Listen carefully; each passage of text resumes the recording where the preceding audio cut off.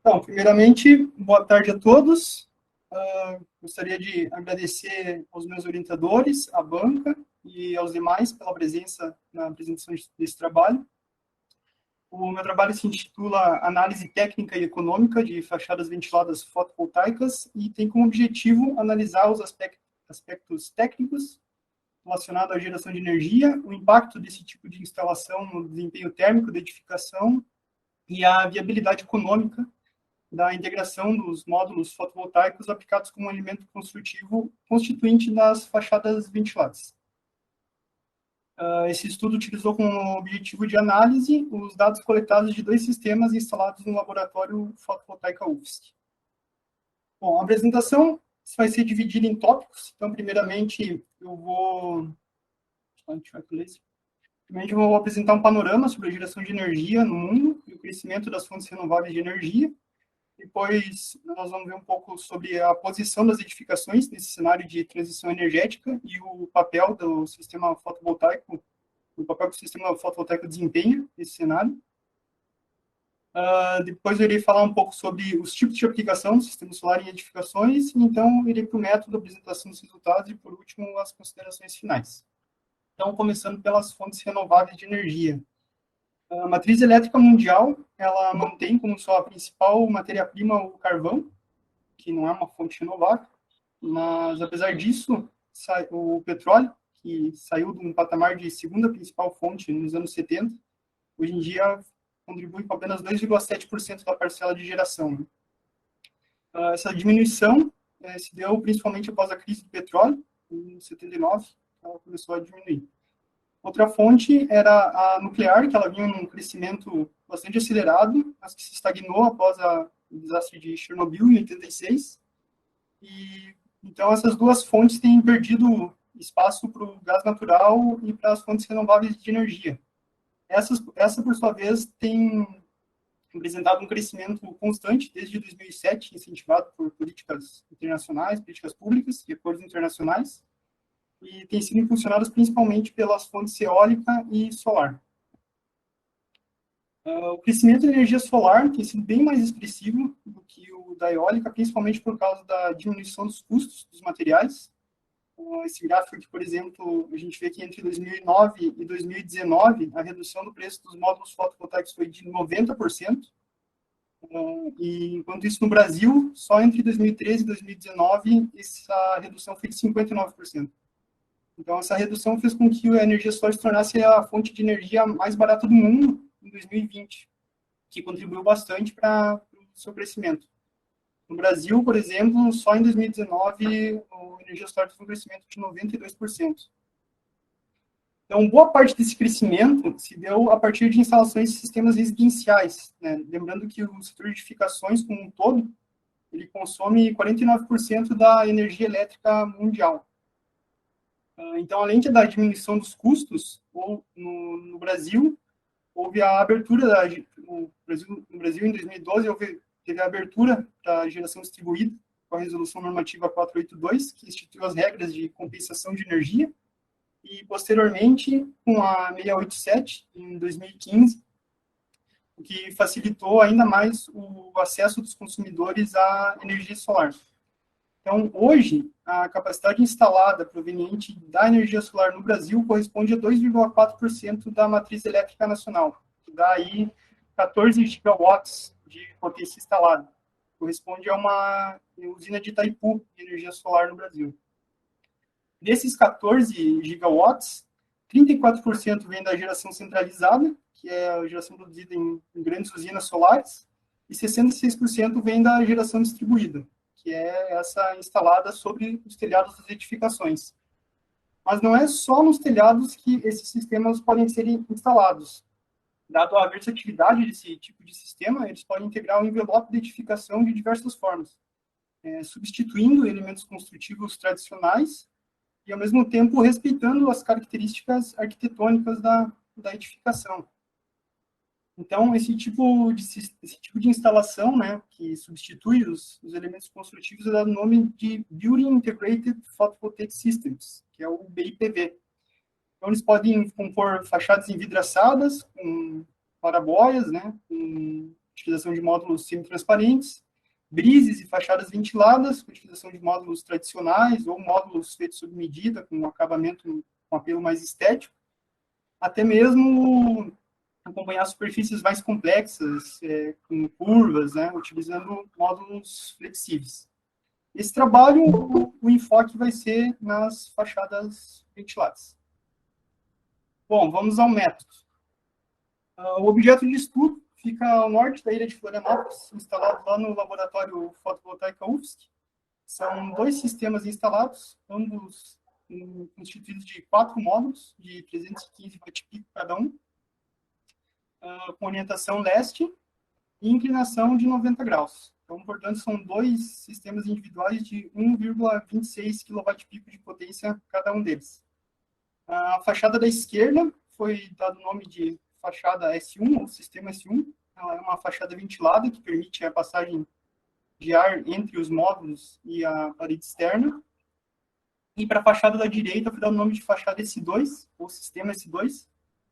E ela é uma fachada estanque, né? Portanto, os espaços entre a parede externa da edificação e os módulos é isolado do ambiente externo. Foram coletados dados de 12 sensores diferentes. Então, os dados de radiância, foi utilizado um piranômetro, na mesma inclinação e orientação dos módulos. Os dados de geração foram obtidos a partir dos inversores dos 2 sistemas. Foram coletados também dados de velocidade e direção do vento, a partir da estação solarimétrica, que está instalada no laboratório. Os dados de temperatura ambiente também foram coletados dali. E os dados de temperatura foram feitos da seguinte maneira. Foram coletados dados de temperatura do sistema S1, a temperatura dos módulos, da parede externa relacionada ao sistema S1 e da parede interna relacionada a esse sistema. E o mesmo foi feito para o sistema S2. Foi coletada a temperatura dos módulos, da parede externa e da parede interna. E a quesito de comparação também foi coletado a temperatura da parede externa sem nenhuma das fachadas instaladas. Então, dados de temperatura da parede externa, nua, e da parede interna também. Então, de posse desses dados, eles foram tratados para que fosse possível trabalhar com eles, e foram calculadas as seguintes métricas. Primeiro, foi calculado o yield, que é a energia gerada em determinado período de tempo, sobre a potência nominal instalada, que nos dá o rendimento, né, a produtividade do sistema. E depois foi calculado a performance ratio, que é o PR, que é o rendimento, que é a relação entre o rendimento real e o rendimento máximo teórico do sistema, que nos dá o desempenho do sistema, né? E abrange todas as perdas relativas ao funcionamento desse sistema. Então, com essas 2 métricas, a gente pode comparar os sistemas de diferentes topologias. Após isso, após o cálculo dessas 2 métricas, foi feita a comparação com o desempenho dos sistemas com as variáveis ambientais, né? Que foram escolhidas a velocidade de direção do vento e a temperatura ambiente. Para os dados de temperatura da fachada, foram feitas 4 análises. Primeira com relação aos elementos da fachada S1, depois com relação aos elementos da fachada S2, e também uma comparação dos dados de temperatura da parede externa e da parede interna. Na análise de viabilidade econômica, foi calculado o valor presente líquido, a taxa interna de retorno e o payback descontado. Para a taxa mínima de atratividade, foi adotado o rendimento anual da poupança, de 6,17%, e o período de análise escolhido foi de 30 anos, que é o período de garantia fornecido pelo fabricante do módulo. Então, vamos para os resultados. Sobre o yield, o rendimento de ambas as fachadas foi melhor durante os meses de verão, quando a disponibilidade de radiação solar foi maior. No entanto, vale destacar que, mesmo estando posicionados da mesma forma, né, o sistema S1 teve um yield consideravelmente maior durante todos os meses do ano, então, chegando a ultrapassar 11% de diferença durante o mês de dezembro. Então, no total, o yield anual do sistema S1 ficou em 546 kWh por kWp, e o sistema S2 ficou em 514 kWh por kWp. Com relação à PR dos sistemas, ambos ficaram um pouco abaixo dos 75%, 80% que se espera de um sistema solar bem projetado e com bom funcionamento, mas apesar disso, eles ficaram já em torno de 70% ali durante o ano. Mas, novamente, é possível perceber que o sistema S1 se sobressaiu sobre o sistema S2, né, ficando com um PR anual de 71%, enquanto o sistema S2 ficou na casa dos 67%, que é uma diferença relevante, considerando que os dois sistemas são eletricamente iguais. Sobre a dinâmica dos ventos da região onde eles estão instalados, os ventos que, de maneira geral, têm um potencial para refrigeração e impactar no desempenho do sistema são os ventos da região de Nordeste, Leste e Sudeste. Os ventos predominantes são os de Sudeste durante o ano, né? Apenas durante os meses de setembro e outubro, esses ventos não são predominantes. Os ventos predominantes desses 2 meses são os da direção sul, que não tem tanta influência na retirada de calor das fachadas, ainda que eles possam estar contribuindo para a troca do ar que fica atrás ali da fachada do sistema S1. Outro fator também que pode influenciar é a intensidade dos ventos. Então, as rajadas mais fortes vêm de noroeste, mas essas não influenciam, por causa que o sistema está protegido pela edificação. E dos ventos principais que atingem a fachada, os mais fortes são de nordeste, mas esses são justamente que apresentam uma menor recorrência durante o ano. E os ventos frontais, vindos de leste, têm uma recorrência um pouco maior, mas são os ventos mais fracos. Então, a gente fica mais com ventos aqui de sudeste. Então, assim, era esperado que durante os meses mais quentes do ano, o impacto do vento no desempenho do sistema fosse maior, o que não aconteceu. No mês de novembro e dezembro, por exemplo, a diferença de desempenho entre os sistemas foi de 4% e 11%, respectivamente, enquanto que a recorrência e a intensidade dos ventos permaneceram praticamente nos mesmos valores. Em relação a fevereiro e novembro, também, onde os valores das variáveis ambientais são ainda mais semelhantes, né?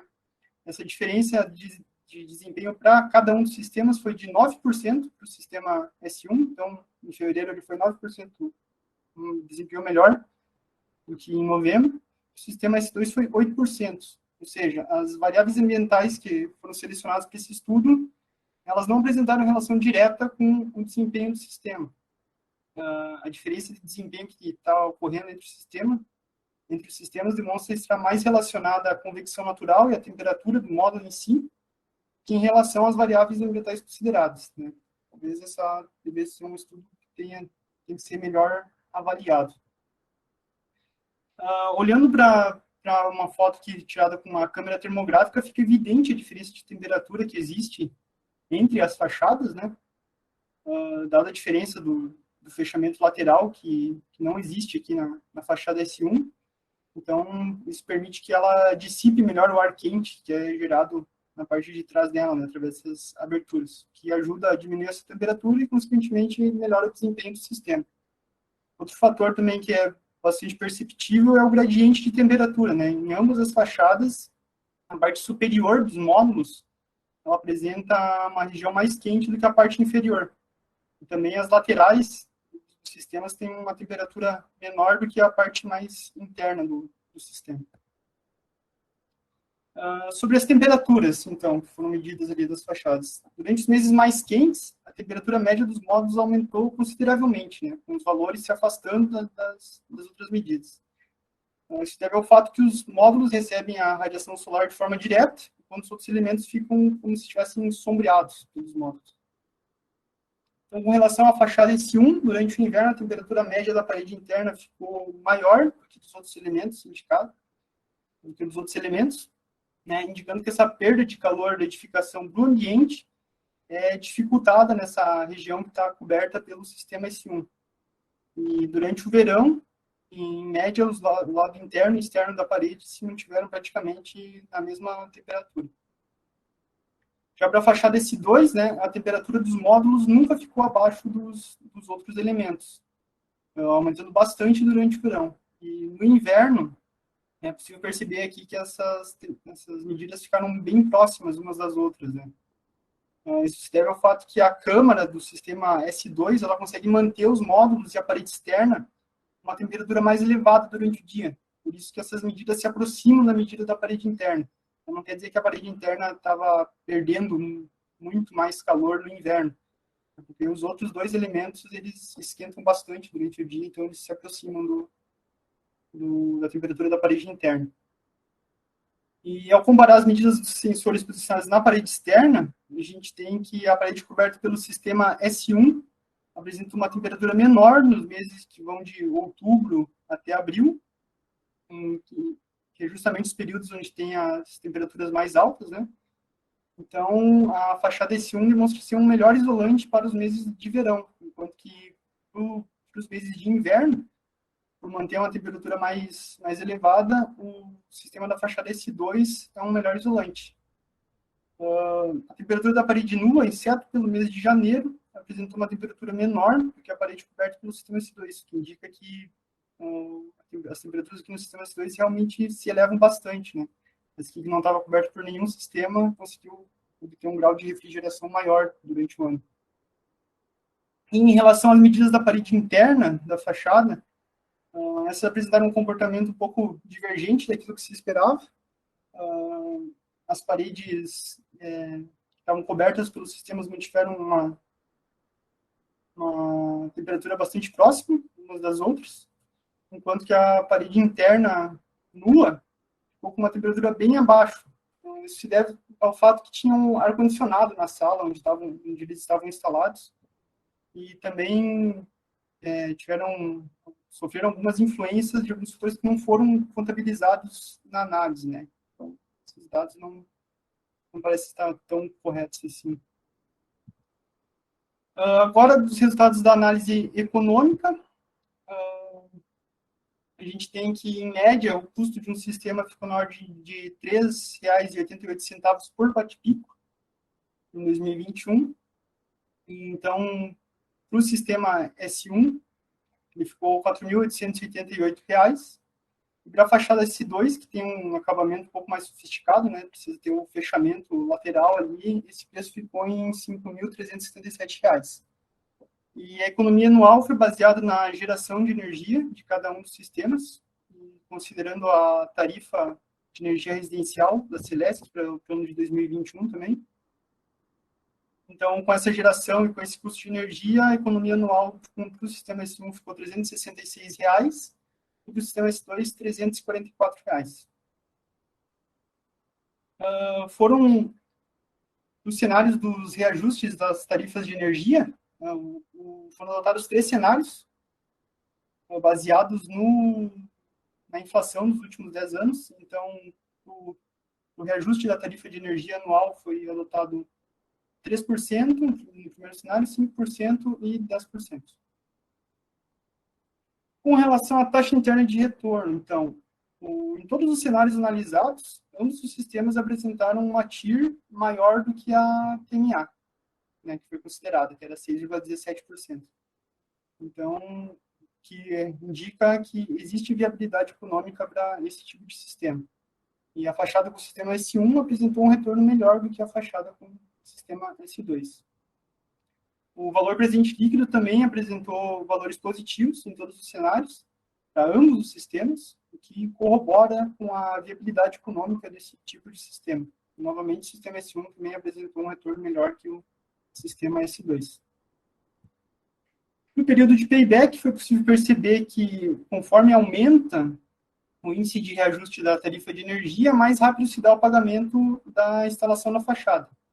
E da mesma maneira que nos outros índices, o custo inicial mais elevado da fachada com o sistema S2, e a menor geração que ela tem durante o ano, né, acabaram tornando-se um investimento nesse tipo de fachada um pouco menos atrativo do que a fachada com o sistema S1. Então, por fim, é possível afirmar que a fachada com o sistema S1, a fachada que é ventilada, apresenta um melhor desempenho do ponto de vista elétrico, devido à sua topologia construtiva, com relação às temperaturas medidas. A fachada S2 se apresenta com um melhor isolante para os períodos de dias mais frios, enquanto que a fachada S1 é um melhor isolante para os períodos com dias mais quentes. Ambas as fachadas possuem viabilidade econômica, porém a fachada S1 é um investimento mais atrativo devido ao seu melhor desempenho elétrico.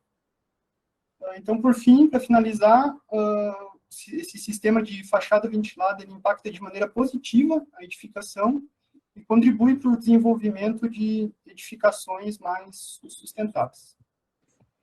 Obrigado.